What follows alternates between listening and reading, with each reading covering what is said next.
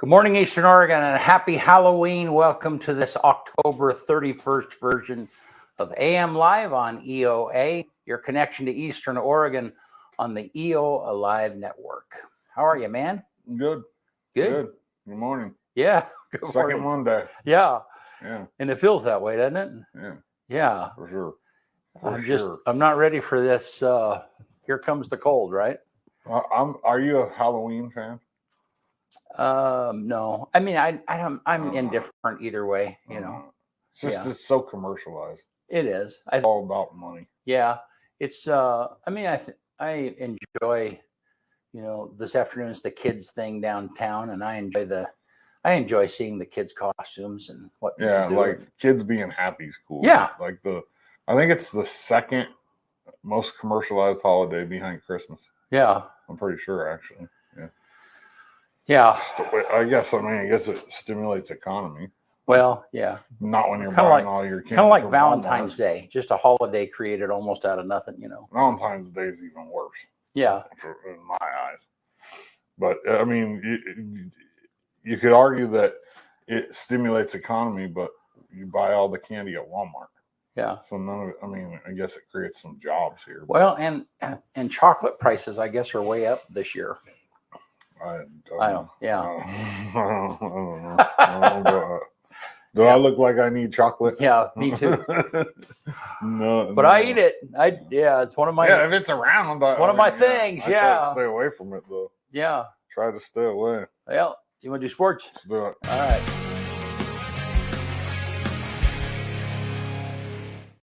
AM Sports Report brought to you by Northwest Furniture and Mattress.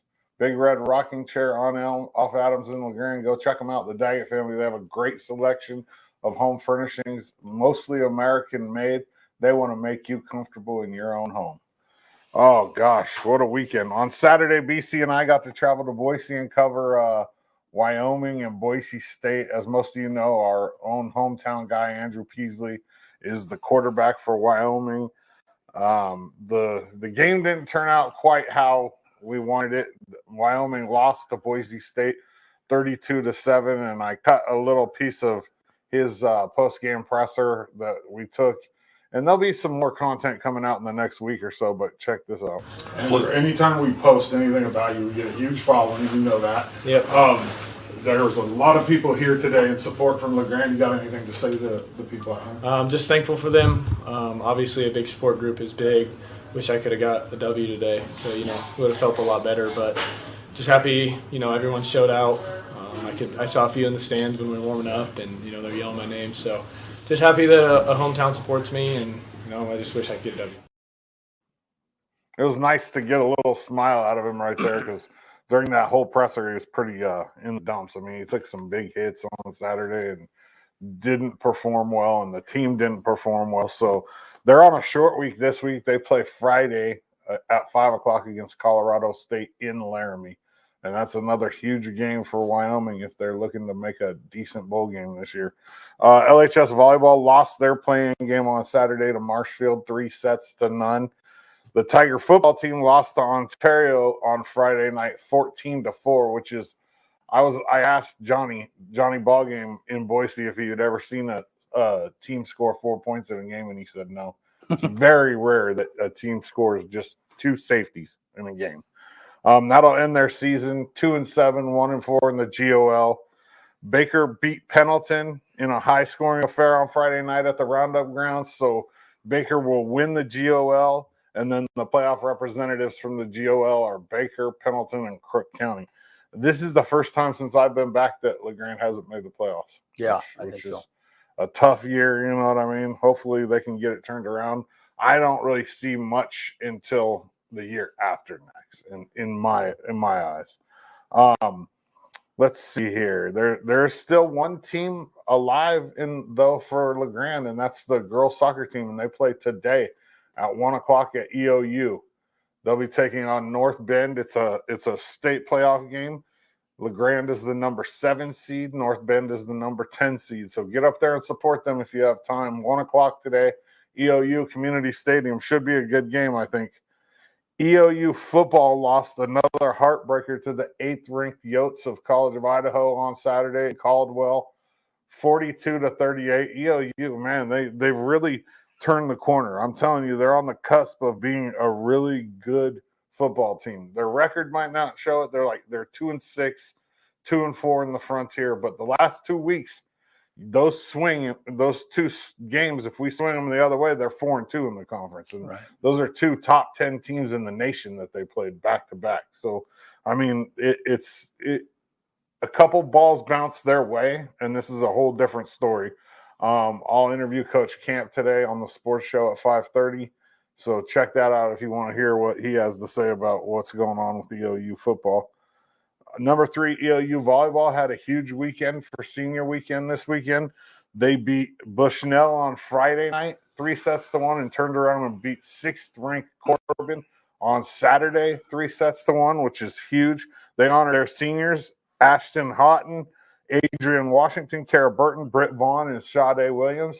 And right now they sit number 3 in the country. They're first in the CCC. They are 26-1 overall and 19-1 in the CCC. And their only loss this year is the Northwest.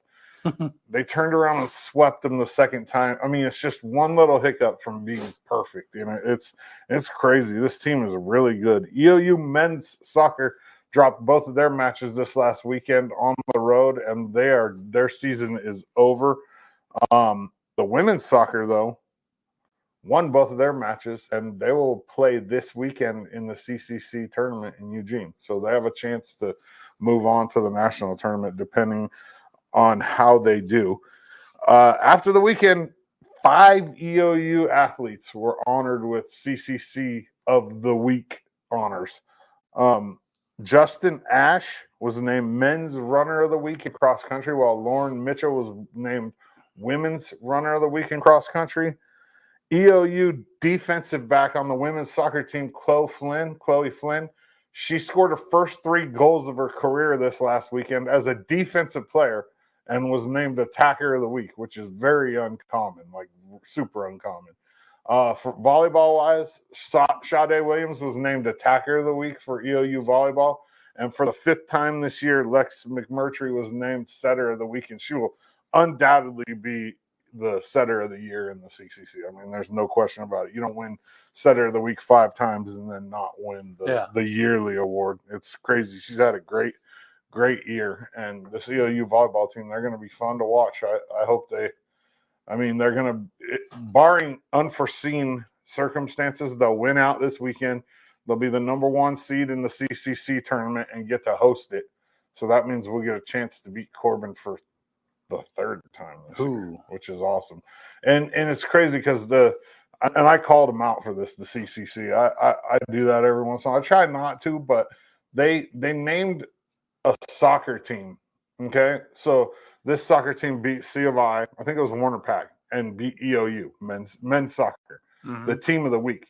And so I put a thing up. I'm like, how do you not make EOU volleyball the team of the week? They beat Bushnell on Friday. They beat the number 6 team in the country on Saturday and held the premier attacker, the returning attacker of the year in the whole country, to a .045 hitting percentage. And they don't get named team of the week. It's crazy to me. It really is. Did you hear anything from them? No, they aren't. Sometimes we should have Rob on the show. I think it'd be interesting to talk to him. They won't. Yeah. They wouldn't respond to that. I just call them out by tagging them on social media. Yeah. I'll make a post like, I'll say Doddsy's CCC team of the week. Oh, you know, and then tag them in it. Tag them, yeah. Because it's sometimes you look at it, you're like, it's like with the national stuff with volleyball too. All the Midwest teams get all this recognition, and then teams over here just don't get much at all. Yeah, I mean, very little. But that's the AM Sports Report, brought to you by Northwest Furniture and Mattress, Big Red Rocking Chair on Elm, off Adams and LeGrand. All right, good stuff. And that was quite. I love that experience on Saturday. It was the first time I'd ever been to a big stadium like that, a big football stadium. Yeah, and 40,000 people. 36,000. Yeah, people. And it was, football fans are crazy, huh? Well, they're crazy, but just the amount. I mean, I have an idea of what it takes to produce a video production like that. That's way beyond anything we've done. But I understand the nuts and bolts of it. But the football production, the team, the SID team, the trainers, the media that comes with Wyoming. I mean, all of that is just it's just massive. Yeah. And you can't help. I mean, and when you see Andrew at the head of all of that, that's impressive. It doesn't matter. Good. Yeah, that's a cool thing. Yeah, just every little department. I wonder how many people work for Boise State at a home game. There's got to be hundreds, like 500 probably. Yeah, the press box was just. I mean, scary for me. I thought of I mean the press box. I posted a picture of it. It's I mean, it's on the 6th floor, the 6th level, so you're kind of in the nosebleed section, but it's like it's theater seating or stadium seating. Yeah. So you have 3 rows for 3 different reporters, essentially. Yeah. And you didn't even get to see the windows open. Yeah, they had them open a little bit. Yeah, they didn't have them open all the way. No, but it's even scarier when they're open. But still, it is. I mean, there was room for, I'll bet, 50 or 60 people in that. Reporters in that area. Easy. Yeah. It's just a crazy amount of stuff.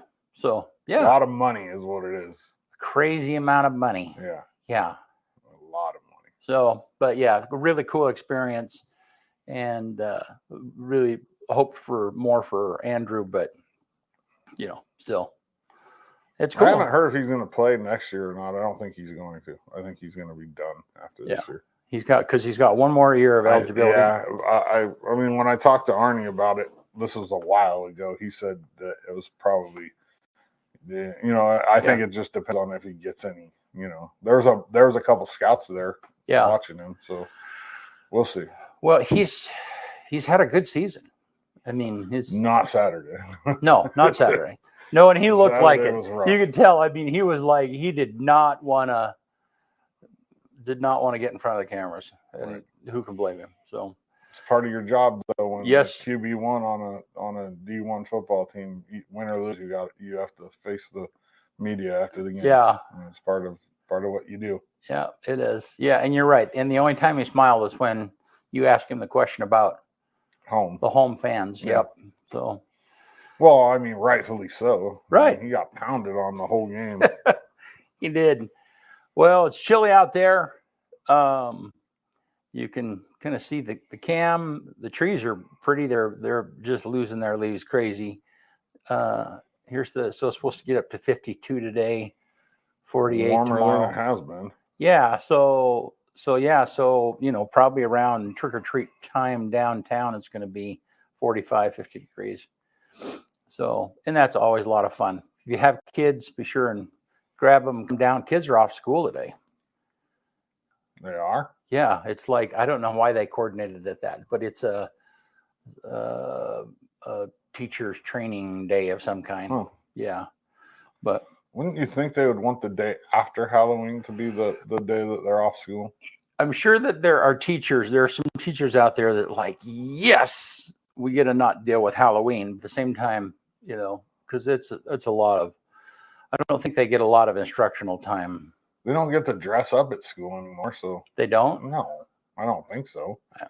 My kids weren't able to dress up. They don't even call it Halloween at school. It's called Harvest Festival. Oh, yeah.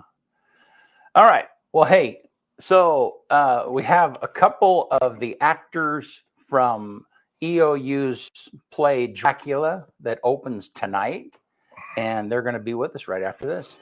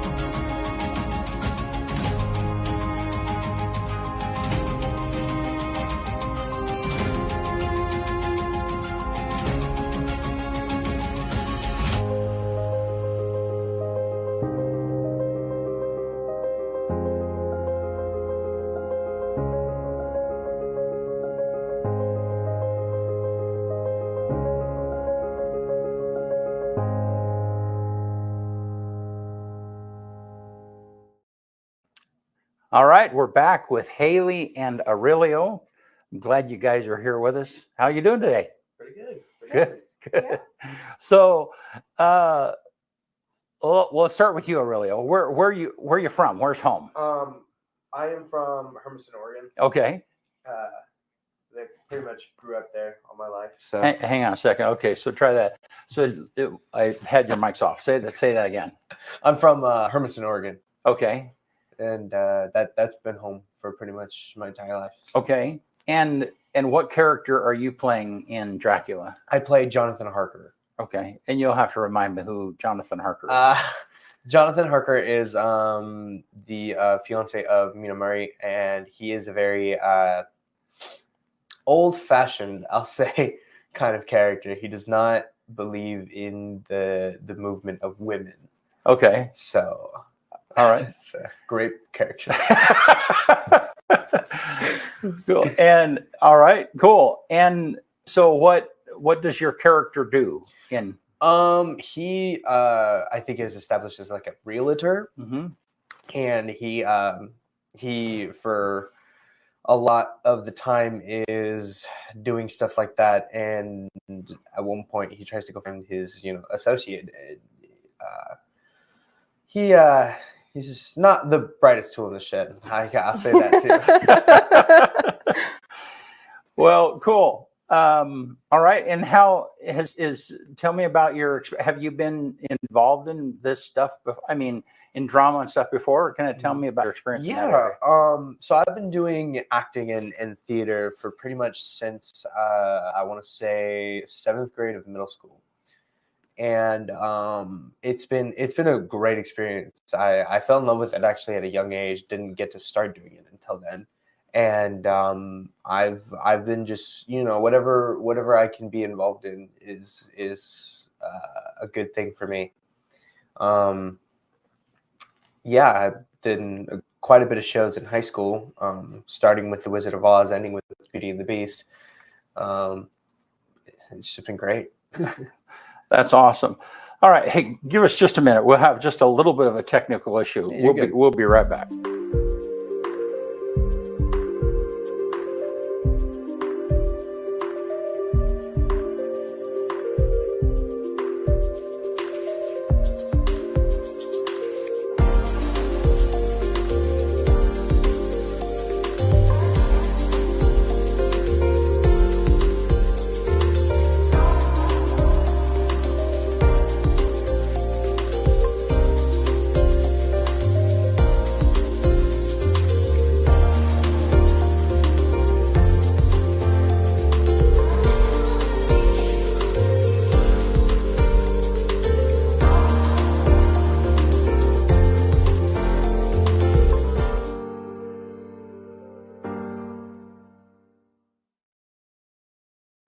All right, Haley. So tell me, where are you from? I am from Ontario, Oregon. Okay. Yeah.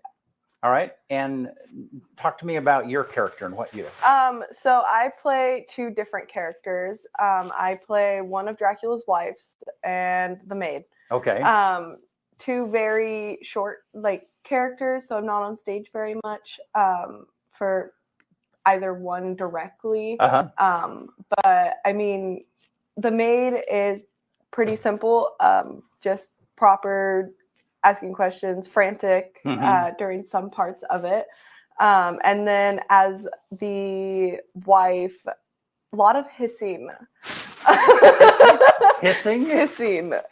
Yes, we hiss at Van Helsing and Jonathan and Arthur and everybody. And it's just... So like if you're a vampire... And which I presume, yes. If you're one of your, and so then you hiss at whatever you're mad at. Whoever I'm going after. Yeah, so give us a hiss so we kind of know what that sounds. Oh, I don't have my fangs on. Yeah, Van Helsing hissed back at us a couple times during rehearsals. It was pretty great. Oh, that's funny. Yeah, and that was it was great. Definitely having a lot of fun with it. Yeah, for sure. And Van Helsing is played by Ricky. Okay, yes. Yeah, our reporter for the arts update. Yeah. And she was here with us last Thursday. Yes, So yeah. so good. Well, that sounds fun. And this whole thing has kind of come together pretty quickly, right? I mean, you guys 4 only weeks? how many? 4. 4. Yeah. Yeah. What do you guys think about? Is that has that been super demanding? It's definitely been a lot different than I think. Well, what I'm used to. I don't know Oh about yeah, Haley for here. sure. Definitely a lot different than what I'm used to, for sure. Most productions we have a couple months to get nailed down and get our lines memorized, and it was really fast on the memorization of lines. Yeah. It was really quick from blocking everything to as soon as we were done blocking, everyone had to have their lines memorized. Yeah. So it was a bit chaotic, but it's been fun. Definitely a bit of an adventure for So sure. how long from the time that you started until you had to be off book? So we started a week after class started. And then we just got off book last week. This last week was our first week off book, the 23rd. The 23rd, yeah. The 23rd was our first day off of book from the 29th, something like that. Mm-hmm. How long is the actual production? About 2 hours. 2 hours, wow. yeah. 10-minute intermission in between. So. Wow. So Yeah. it's a sizable script then that you guys Yeah. Yeah. Well, that's cool. So what are some of the takeaways that you guys have got from this? I would say it helps to have an open mind. Yeah. Because when I first heard about, we only get 4 weeks, I'm like, I can't do that in 4 weeks. And another thing that helps is is working together with your the rest of the cast to help get lines memorized, and a lot of improvisation when practicing, staying in character when you have to do a line call, when you forget a line, stuff like that. So just helping the others on stage with you get their lines down, and stuff like that. Just being willing to work in a team is kind of a big part of nailing something down like this in such a short time. Now, did you guys work as a cast then away from rehearsals together? I mean, were you able to you know what I mean? Like meet up yeah, outside of yeah, we should have. And yeah, you should have. We should have. We definitely should have. Yeah. We definitely spent a lot of time after practice or before practice hanging out and stuff. I know that there's been a couple days we'll all be heading out to our cars and we'll just stop and talk on our way out or whatever, and talk about and laugh about the funny things that happened on stage today. Yeah. And just it cracks us all up. We all enjoy laughing at the small things, and it's just a good time.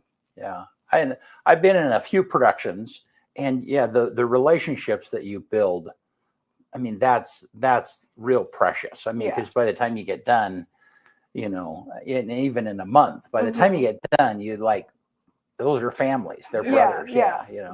You kind of learn to develop some of the relationships that your characters have. That's for sure. And it's and it's kind of heartbreaking once the show's over, because it's we won't get to see each other again for 3 hours at night. Yeah. And it's I'm just really glad that we both get to work with such an amazing cast and amazing people.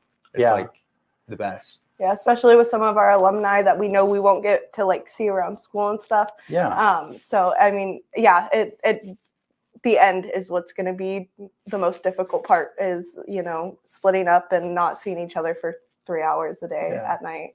And so, not being around all those same people that you've been around for the first few weeks of college and stuff like that. It's going to be a big change for some of us starting after we're done with performing. Yeah. Now, where are you guys in your student career at EOU? Freshman. You just started. Yes. Okay. Yeah. And so you guys, you got here, and then both of you jumped into this. Yeah. Yeah. So the play's kind of been like a support system. Yeah.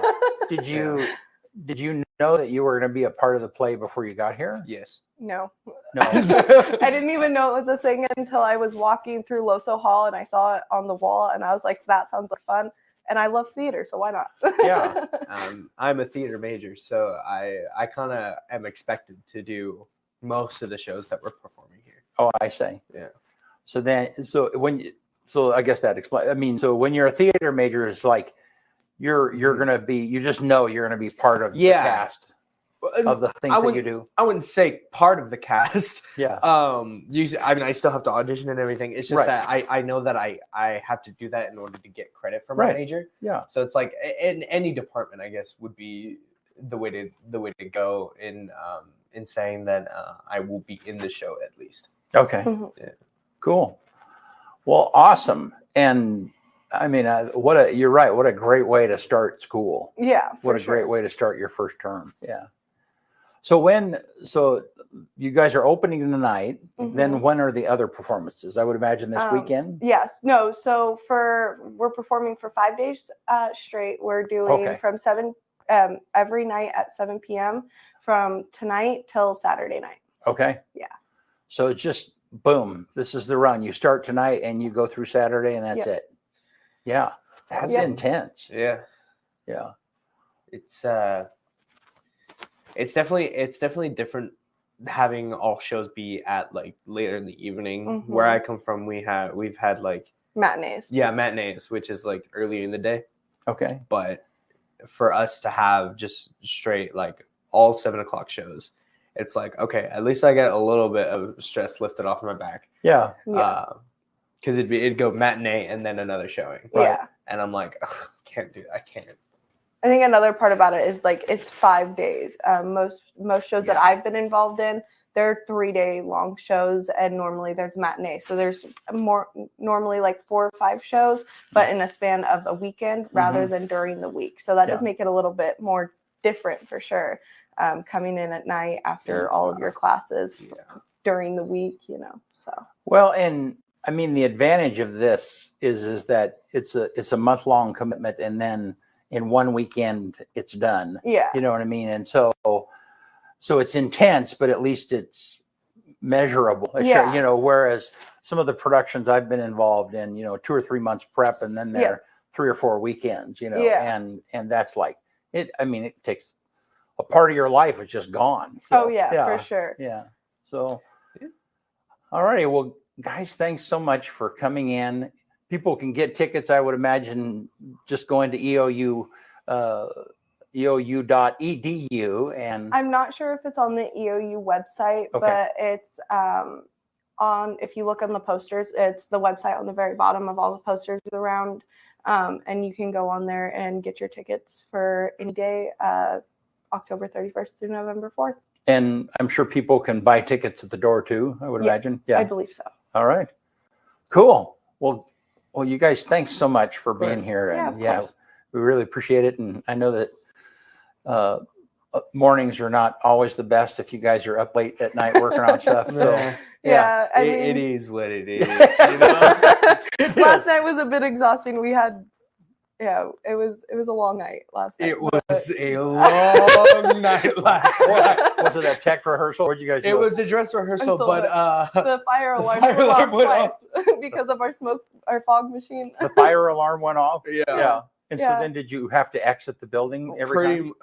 The first time we did. The second time we just said we're gonna get changed and leave because we were pretty much done with the show at that point. And I was like, okay, like I'm tired of this. It was funny because we all were like, oh my God, would you just be quiet? Because it was a gal over like the sound, and it was there's been a fire reported in the building. Please find the nearest exit and exit safely. And it was just we think we know where the fire is, or the fake fire is. the fire. Yeah. That's right. Well, the show was just too good. It was on fire. It was on fire. There you go. All righty. Well, thanks so much. Yeah.